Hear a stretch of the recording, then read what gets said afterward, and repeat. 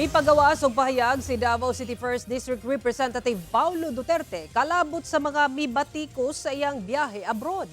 Atong saro ng detalye niini sa live report ni Argil Relator. Argil.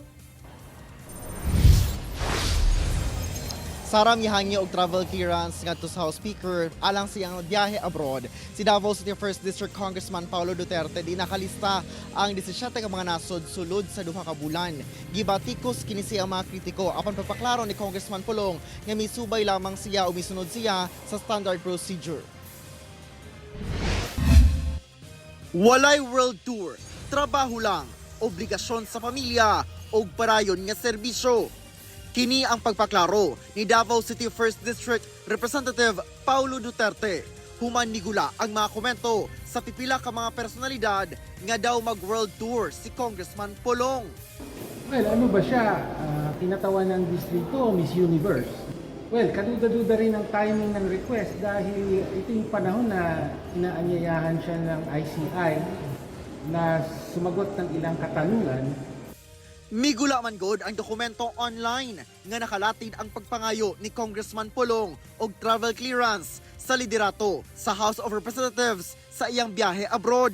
Duha ka bulan gikan December 15 karong tuiga hangtod February 20, 2026 sa 17 ka mga nasod lakip ang the Netherlands kung asa nahimutang karon ang iyang amahang si kanhi Presidente Rodrigo Duterte.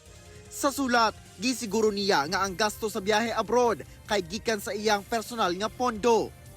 Dugang ni Congressman Pulong, tanang biyahe niya dunay official travel clearance gikan sa House of Representatives. Normal practice matud pa sa gobyerno nga i-appeal ang tanang posibleng stopovers o transit countries sa travel authority aron kung mausab man ang ruta of flight, dili na magka-issue sa papel. Mauna matud pa kini ang iyang naandang ginahimo sa matag pagbisita niya sa iyang amahang si FPRRD sa the Netherlands.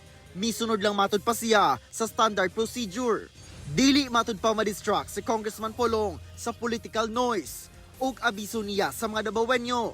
Dili magpailad sa mga kontra, sanglit dili matud pa sila kasagang sa ilang flood control o DSWD corruption. Sara daan ang gisulti sa pamilya Duterte nga magpuli-puli sila sa pagbisita kay FPRRD dito sa The Hague sa Netherlands. Sara. Okay, daghang salamat Argil Relator.